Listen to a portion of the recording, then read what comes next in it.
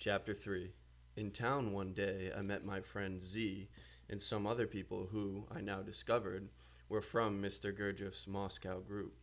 That evening, we all gathered in one of the rooms of the new house, and Mr. Gurdjieff said, Nikanorovich, give us a lecture, and P, without any preparation, spoke on the theme that one has to enter with all one's being into the work. He was a wonderful lecturer with a clear, distinct voice that was just as effective in a big hall as in a small room, and his speech flowed logically without hesitation. By morning, a schedule was set. We rose early and had tea. Each person was given a pound of bread every day. About 1 o'clock, we had lunch. There were little tables on the terrace, 4 chairs at each.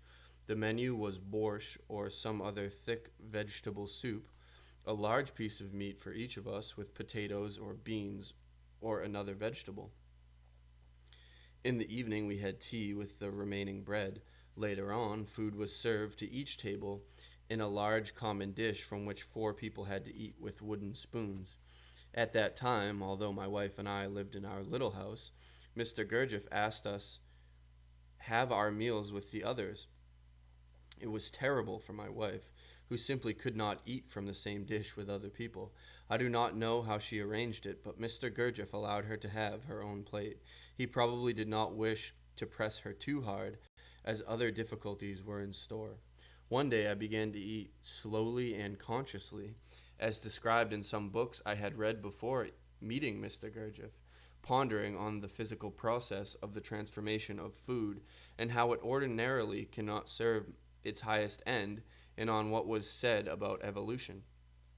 I had persuaded myself of the necessity of conscious eating. In many religions, prayers before meals are to remind one of this need. I had taken only 4 spoonfuls slowly and consciously before the common dish was empty. Mr. Gurdjieff usually walked among the tables when we ate, noticing everything. On this occasion, he stopped by my side and said only, "So, Toma, so." Soon after the Moscow group arrived, Mr. Gurdjieff began to make heavy demands of some of them. We often did not understand, but the explanation can be found in the fundamental principle of the work of this second period, to try to stay with him in spite of all obstacles and to remember why we came to him. Mr. Gurdjieff always required that we remember our fundamental aim, to awaken, by learning to overcome obstacles. But the more advanced the man was, the more Mr. Gurdjieff demanded of him. Even before the arrival of the Moscow people, Mr. Gurdjieff had begun to disentangle a large quantity of silk thread he had bought, and which represented quite an investment in the inflated currency. After the Moscow and Petrograd people arrived, the work went faster, and soon many skeins were ready. From those skeins, the silk had to be wound on small paper reels. Everyone was asked to bring all the white paper and pencil he could find. I said timidly that I had music paper of a rare size, which I intended to use for the orchestration of my ballet. I had given one quire of this paper to Prokofiev, who had come especially from Kislovodsk to get it from me. "Well then, why didn't you say so? Bring it here," said Mr. Gurdjieff.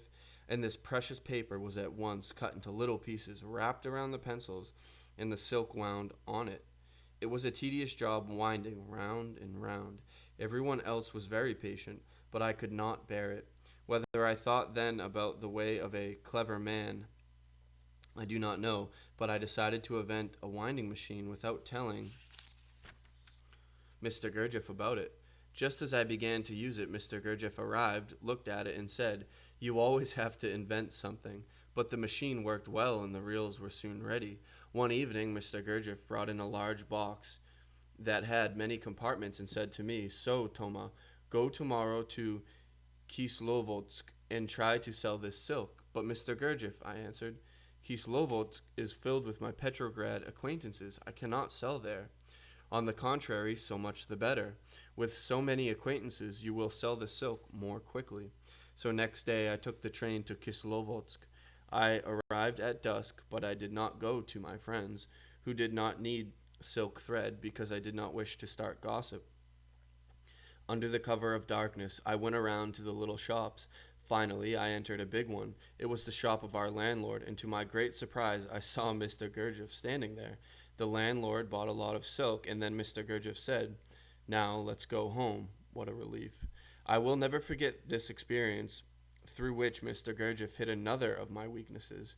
I had never before realized my almost insurmountable sense of class pride, which made me ashamed to sell the silk. At this time, no one yet understood that everything in Russia was turning upside down. I realized what a wonderful lesson Mr. Gurdjieff had given me. Many people of my class were forced by circumstances to do similarly embarrassing things, but I had to accept it as a task and not under pressure of circumstances. And Mr. Gurdjieff never again sent me to sell silk in Kislovodsk.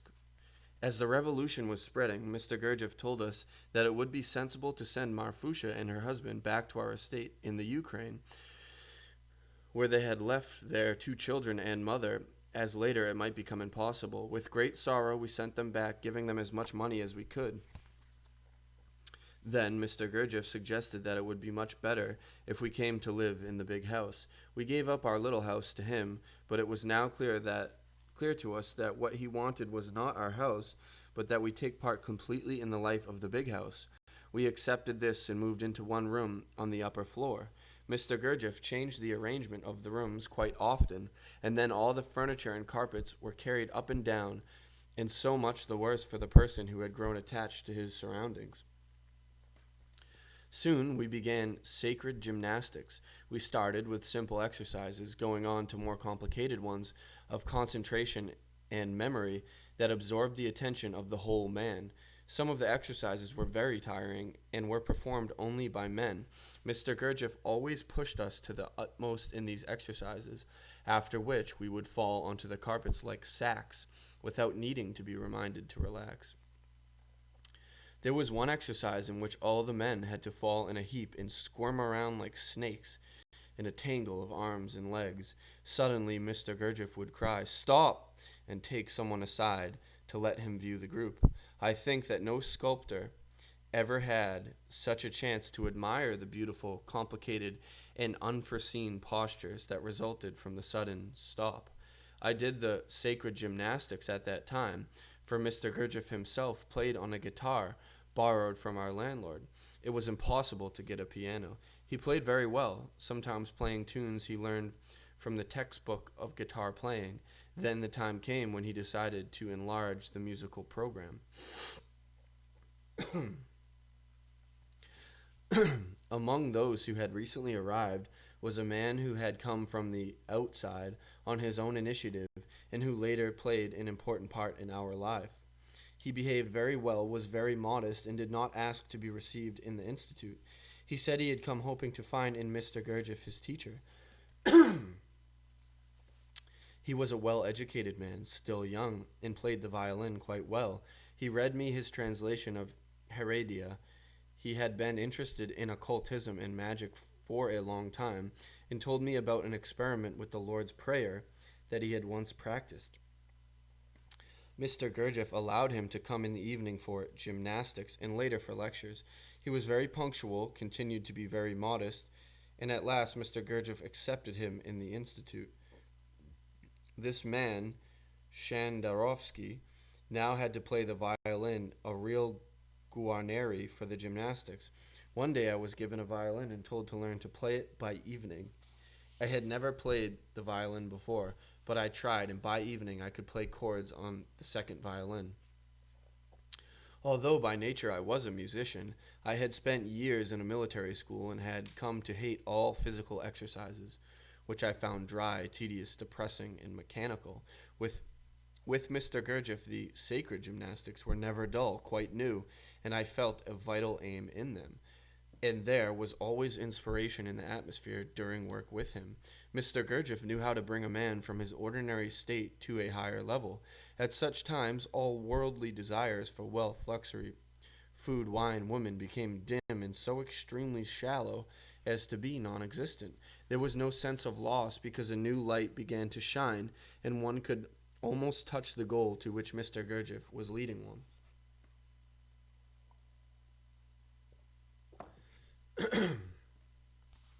But then But then, in a flash, Mr. Gurdjieff would change, acting the part of a man who had all these cravings.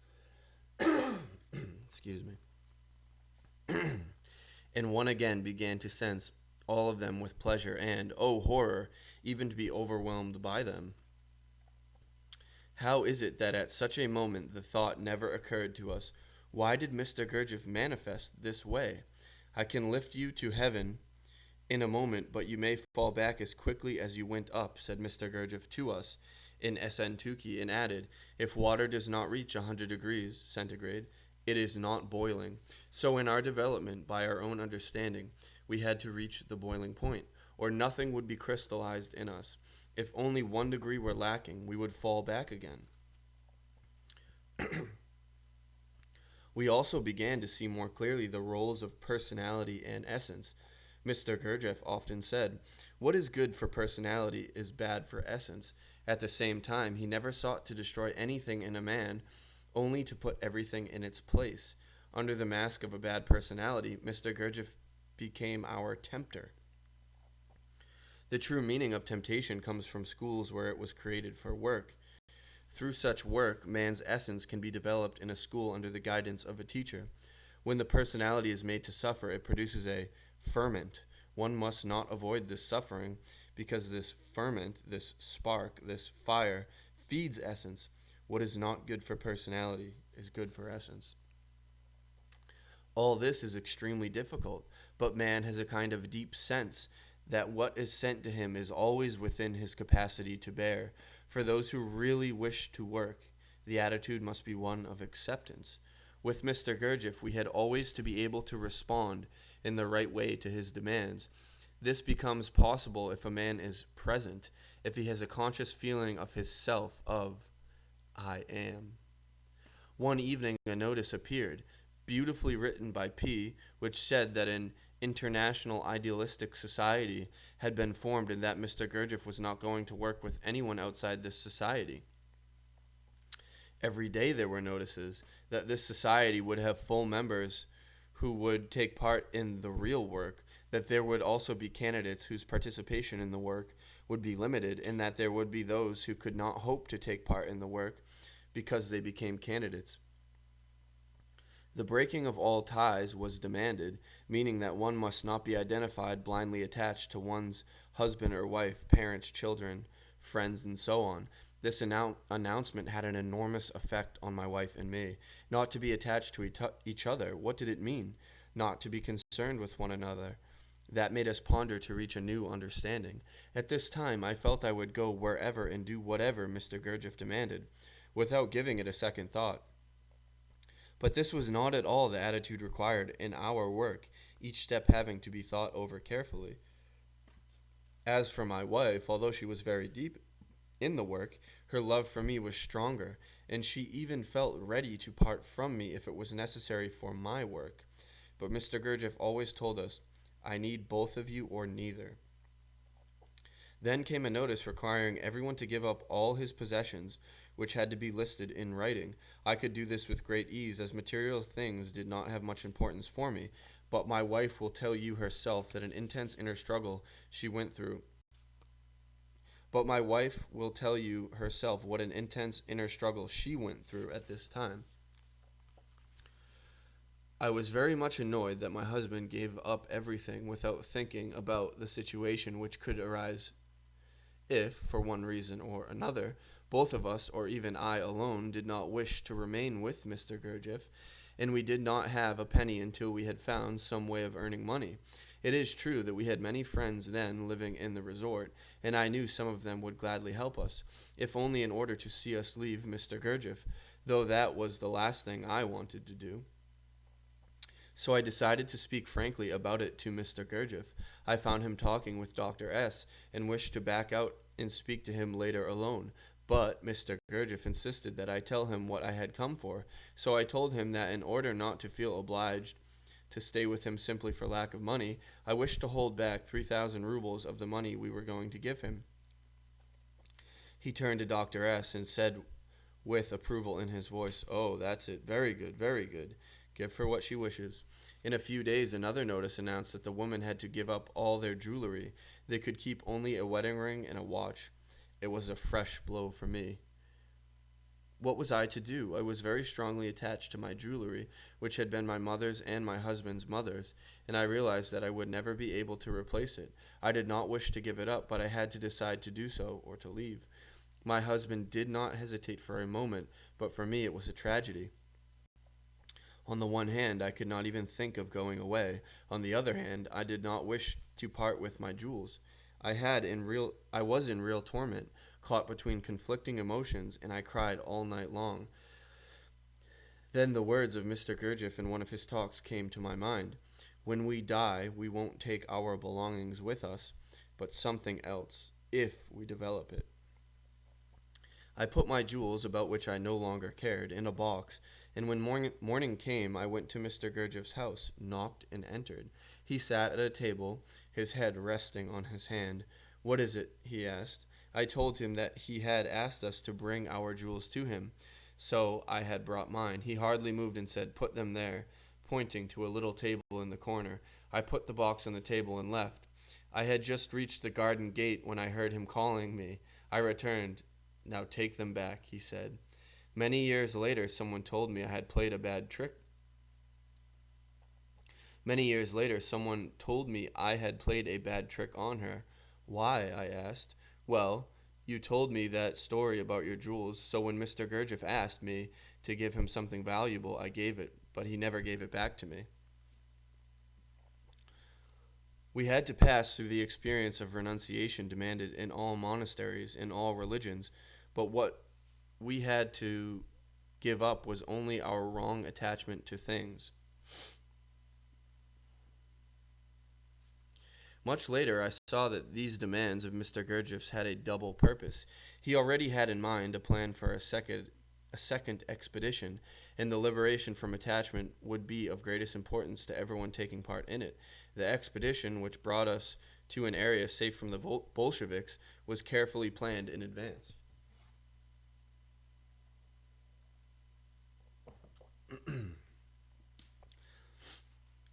The first expedition had been just preparation for this one. Incidentally, I should like to say here what Mr. Gurdjieff once told Mr. Uspensky: sometimes revolutions in all consequent difficulties can help real work. Each little detail was considered by Mr. Gurdjieff and worked out with the greatest precision. For example, the papers we had written stating that we were giving up all our personal belongings were used later to convince the new Bolshevik authorities that we were not unsympathetic towards the idea of the common ownership of property, so they legalized our group as a scientific and non-political society. In this way, we were able to exist peacefully without arousing suspicion. Mr. Gurdjieff went even further and asked Mr. S., who was a lawyer, to go to the local Bolshevik administration and accept work, as they needed lawyers. We were all horrified by the idea that one of us white Russians was asked to help the Bolsheviks. However, Mr. S. went and at one of the Soviet meetings made such a wonderful speech on the theories of Proudhon and Fourier that he was immediately chosen as an instructor. In the meantime, Mr. Gurdjieff gave us some new exercises, in one of which we were given special movements for arms and legs, which stood for the letters of the alphabet. We practiced them for a week, then suddenly Mr. Gurdjieff announced that within the Institute we were to speak only by means of these movements. We were not to utter a single word, no matter what happened, not even in our own rooms. We could speak outside the Institute, but we could not go out without permission. Life began to be very complicated. How difficult it was to remember not to speak, especially in private. During those days, my wife and I had to go to Kislovodsk, which meant we had to dress appropriately for the outside world. In order to ask each other if we had forgotten something, we had to perform a long series of gestures, but it never occurred to us to speak in our room, even in a low voice so that nobody could hear. If we had done so, we would have felt that we had failed in our effort, that we had cheated ourselves. It was wonderful to have this attitude in our work with Mr. Gurdjieff. Understanding that everything was done for our sake, we fulfilled the tasks. It was not blind obedience, for we saw the purpose, and how clearly we began to see our mechanicality. We had to be aware of ourselves every moment we caught ourselves about to speak, but we remembered in time and stopped. It was difficult. Every evening after supper, we gathered in Mr. Gurdjieff's room. The floor and most of the walls were covered with rugs. He usually sat on a sort of couch near the wall, and we sat on rugs facing him. Here we learned to sit cross-legged in the Eastern way. Sometimes Mr. Gurdjieff would explain an exercise we had tried. Sometimes he would give a new one, which we had to try to do at once. He spoke very little, and we could never ask questions. Sometimes Mr. Gurdjieff would send away practically everybody, and he would give special exercises to individual pupils, inner exercises. But I do not feel free to speak about them. In the morning, Mr. Gurdjieff often sat at the table on the veranda downstairs, his head always on his hand, and, if it was winter, wearing his Astrakhan hat and coat. He just sat there, in silence near the door, where, on the wall from time to time, notices were posted, telling us what we were to do or not to do, what was planned for the day, and so on. These notices were very often a shock to some of us, though probably not for everyone. As I realize now, Mr. Gurdjieff sat where he could watch how his pupils reacted to these shocks. One day after gymnastics, Mr. Gurdjieff began to speak about confession, real confession, and how it was practiced in esoteric schools. Real confession had no relation to confession in the churches, for its essence consisted of the necessity for a man to see his own defects not as sinful but as a hindrance to his own development.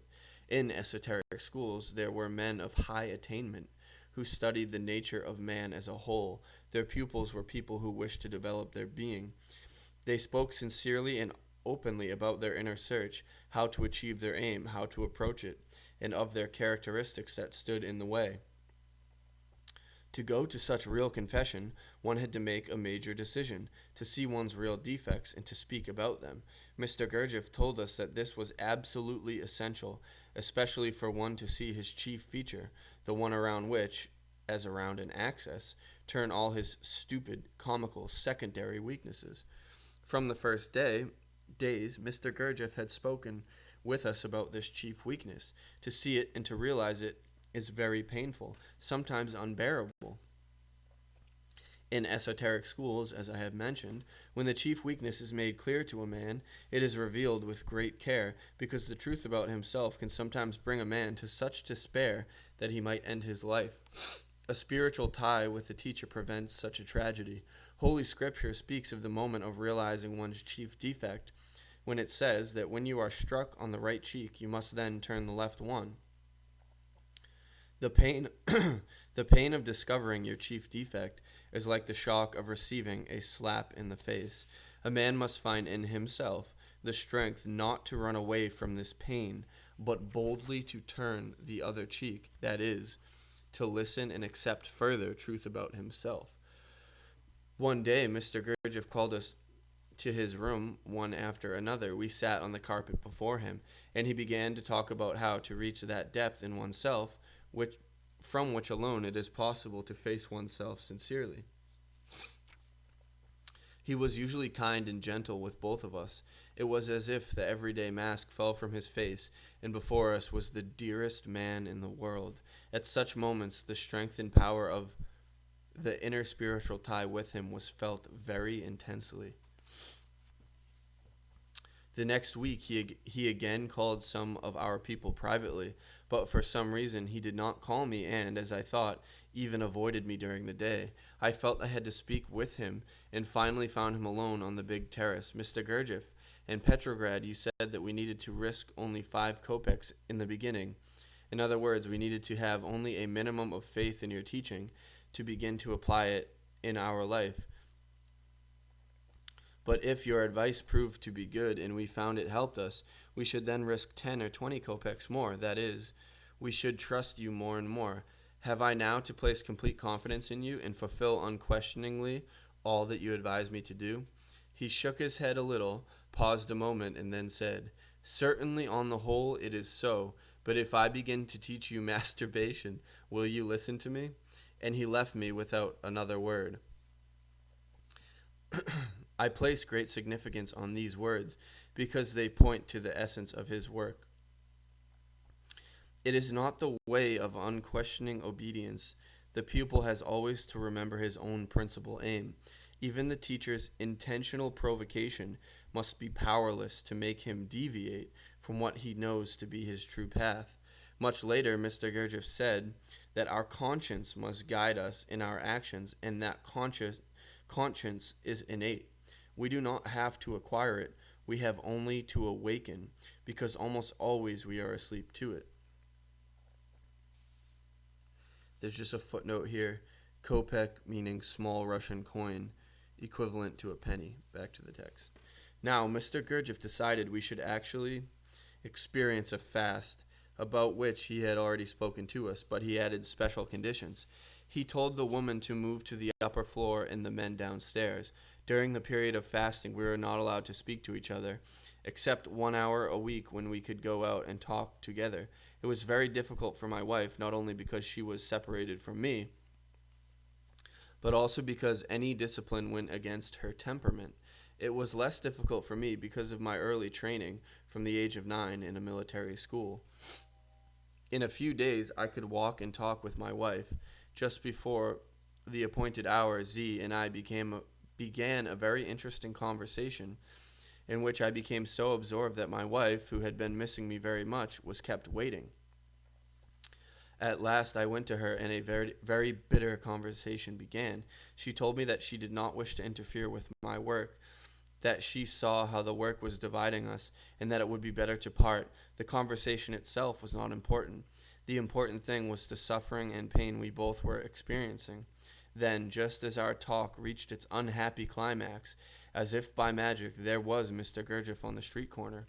He did not seem at all pleased, and, to our amazement, told us curtly, "I don't need you separately, both of you or neither." When we returned home, it was already dark. We were both heartbroken. My wife went upstairs. I stayed downstairs. Later in the evening, Mr. Gurdjieff gave an order. Everyone was to return to his quarters.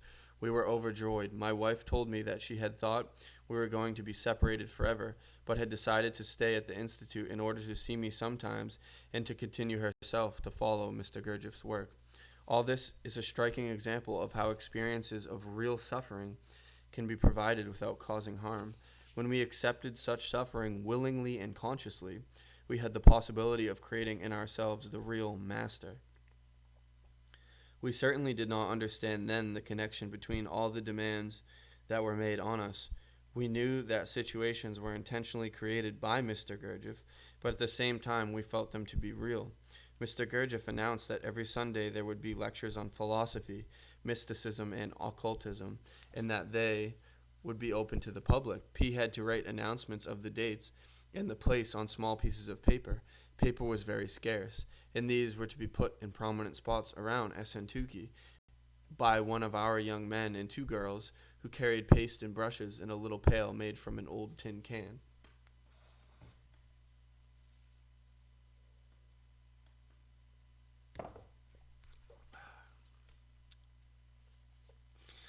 Several days before the first of these lectures, Mr. Gurdjieff called us together and told us that we must become acquainted with the origin of this work.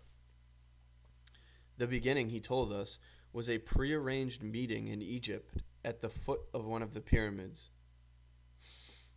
There were 3 persons met after long years of separate work in places where initiation centers were still maintained. The first of these 3 was a man of science who was able, through Western knowledge, to verify and evaluate in a scientific way all that was apparently miraculous. The second man was a connoisseur of religions and their histories. The third man could be called a man of being. The result of the meeting of these 3 men was the formation of organizations of people in suitable places and in suitable conditions, such as, said Mr. Gurdjieff, our group in Essentuki, an international idealistic community. The real purpose of Essentuki could become clear only if a man gave his attention to the idea of the crystallization of the soul. The products of food, both coarse food and air, are necessary, but without impressions, the great achievement, the crystallization, cannot take place. In this effort, a man can rarely succeed by himself. Almost always, someone of great wisdom, a teacher, has to be near the pupil. Material of the special quality received from impressions has to exist in the pupil if the teacher is to help this transformation to take place. To build up a sufficient quantity of this material, which the pupil has to collect by his own efforts, some kind of isolated reservoirs are necessary, where special conditions permit this material to be deposited. Perhaps now we can better understand why Mr. Gurdjieff called his yoga Haida yoga. Haida means in Russian a peremptory call, as when somebody gives an order and wishes it carried out at top speed. Haida yoga is therefore a quick yoga, which gives the pupil the possibility of learning much in a short time.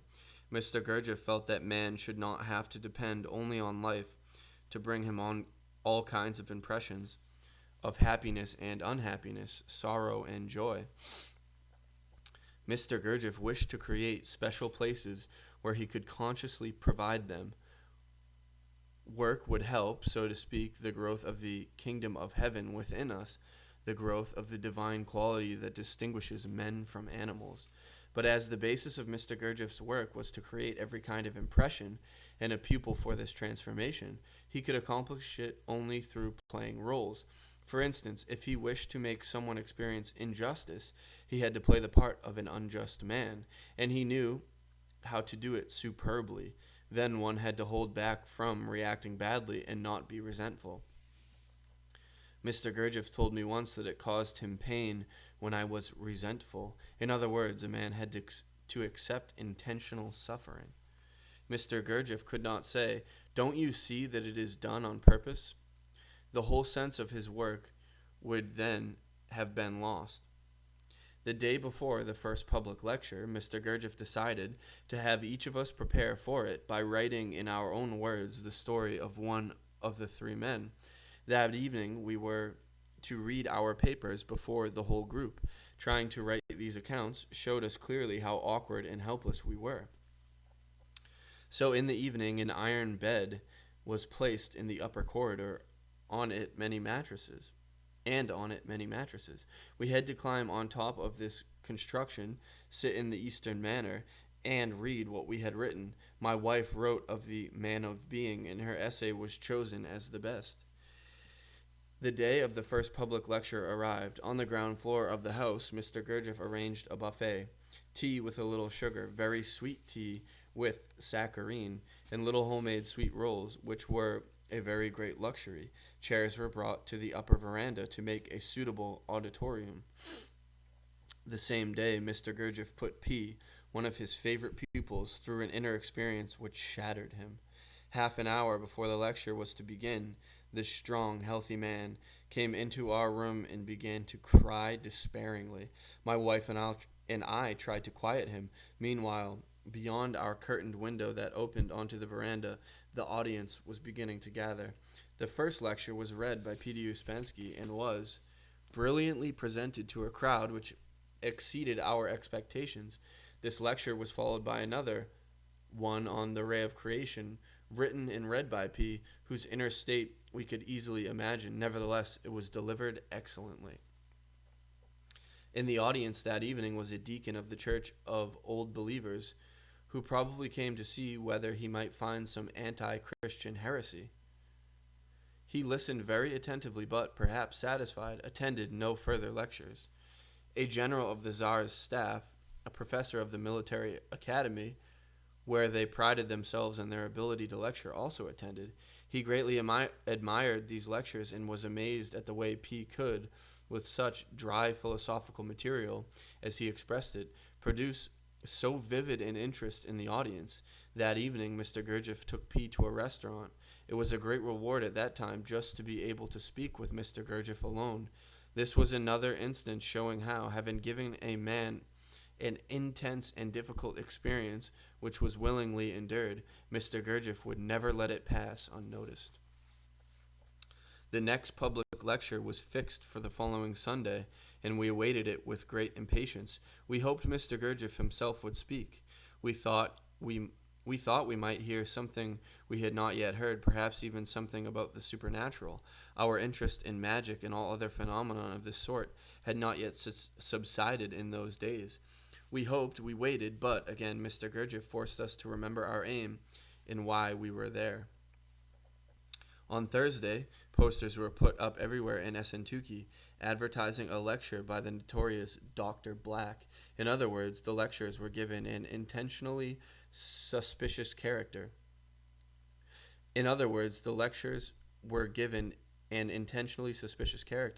The reputation of Dr. Black, a charlatan, was very well known from satirical poems published in pamphlets of this period, but perhaps he did not exist, for he never appeared. Why was this done? Why in the early days in Petrograd did Mr. Gurdjieff tell Ouspensky that a meeting was to be held in a fashionable ladies' drawing room, only to let him find, when the time came, that, in spite of having gone over the arrangements together, it took place in a room in a public school?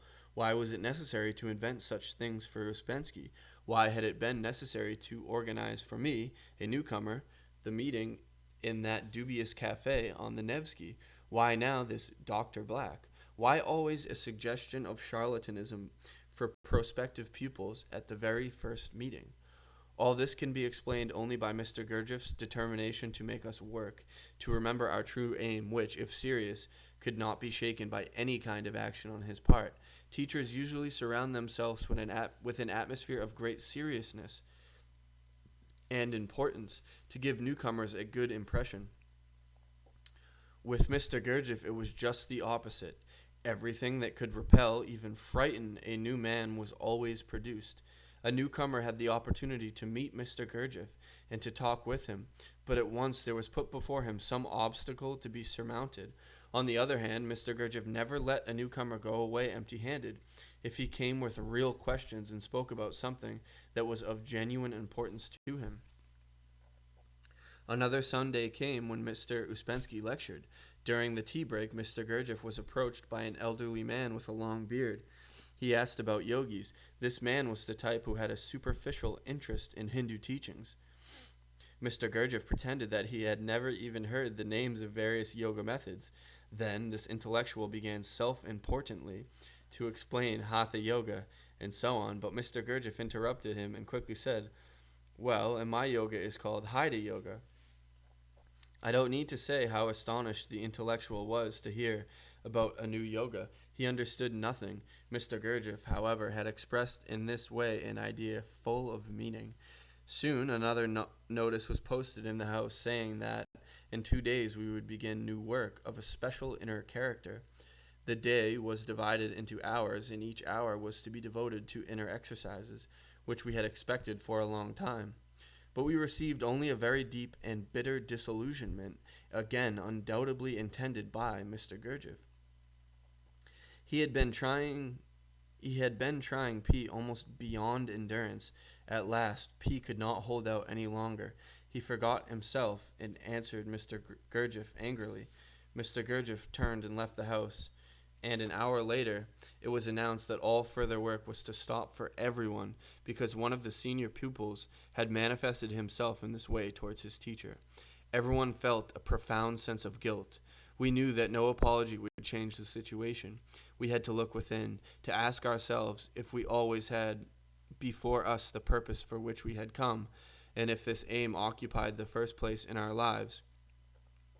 Mr. Gurdjieff fully achieved what he wished to produce in us. We all passed through a very acute emotional crisis.